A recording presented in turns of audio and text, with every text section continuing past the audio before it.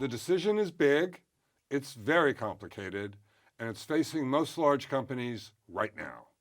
Welcome to Firing Line. I'm Bill Kutik. What's the decision?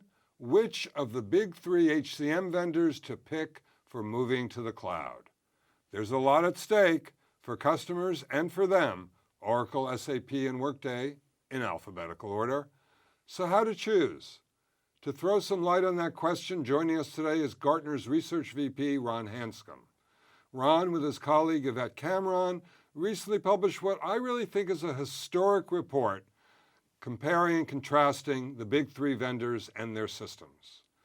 It is really one of the best I've read in 25 years. Obviously, we can't cover it in detail today. Some vendors are offering copies for free online, but what we can do is find out from Ron the highlights of his findings and what they might mean for every big company facing that big cloud decision. Welcome, Ron, and thanks for joining us on Firing Line. Thank you, Bill. Happy to be here today. Everyone knows that selection process depends. Depends on what your company's doing, what your company is. There is no one answer. So we're not going to go down that road at all. Instead, let's focus on what you think each of the three is good at. What I think is informed by hundreds of Gartner client inquiries and conversations we've had over the last couple of years. If we go down in order like you did, Oracle HCM Cloud has done a really good job of giving choice and alternatives to their customer base, realizing that not everybody can go to the cloud all at once, and they deliver that integration and they deliver those options to smooth the move to the cloud incrementally. And they do that contractually as well as technically. If I think about SAP SuccessFactors, some different strengths emerge. Breadth and depth of talent management functionality that's been built over time and sometimes acquired. And then also this whole notion of delivering options for extensibility. How do you go beyond configuration and you can help organizations build additional capabilities, but avoiding that no-no word called customization. The swear word in the SaaS world of customization. Absolutely, and extensibility is not customization, but it's that middle ground that many organizations need because not everything that they need is a part of that core solution, even after all the development that's taken place. Workday has been able to really put together a leadership team and an employee population that is focused around the customer, and they found that combination of technology and marketing that really enabled them to make a splash in the space. And they've stuck to that message of that single natively developed suite of functionality. And on the other side of the coin, what are the challenges that face each one of these companies? Well, different strengths and different challenges, of course.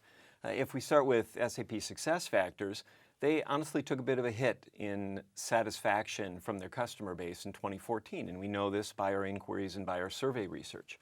However, what we also know is that they aggressively responded, putting new leadership, new initiatives in place, and I fully expect that we'll start seeing some evidence of that turnaround as the year progresses. Oracle HCM's challenge is a little bit different. That challenge is how do they execute on this integration story that's been unfolding over the last few years? How do they do that? How do they satisfy all these needs of incremental moves while they're also building out new capabilities like their new learning product, which they announced this past March? Workday's challenge, as they move out of this US market, and they've sold a lot to US headquartered multinationals, they need to make sure that stuff is not lost in translation. It's a whole new ball game when they're competing in someone else's backyard against very large global sales forces that the other two vendors employ.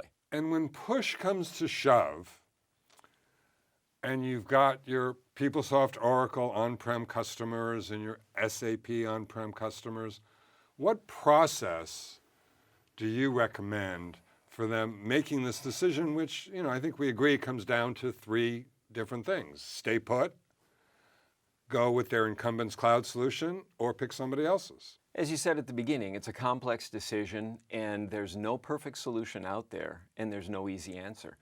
Organizations have to go in with their eyes wide open. They need to do their homework, they need to get the facts, and then make an intelligent decision. The best way that we recommend to do that is, number one, prioritize their requirements, Develop those critical use cases. What are the most important things? 6 to 10 of them. Build them out, make sure they understand all the ramifications, and then plug them into their requirements RFPs, and then also plug them into the demonstration scripts. And that really leads me to that second thing. Make sure those scripted demos are not what the vendor is telling you, but it's really driven out of your organization requirements and critical use cases. That way, it's not their dog and pony show that you're responding to. You can really compare apples to apples in that evaluation scenario. And the third thing to do is make sure you understand the cost implications. And when you start thinking about cost implications, it's really important to involve your sourcing IT contract negotiation resources in this deal. Because if you don't, if you're an HR organization that goes on its own, we estimate that you could pay as much as 30% more than if you involve your sourcing people early and often. Don't forget about IT. Yes. Good advice. Ron, thanks for coming by and offering a lot of good advice and insight into these three companies. You're welcome. Please join us on October 13 to hear from Dmitry Krakovsky, head of HR products at SAP SuccessFactors, on how personal life experiences outside the office, not working from home, real life, can change the way software gets written.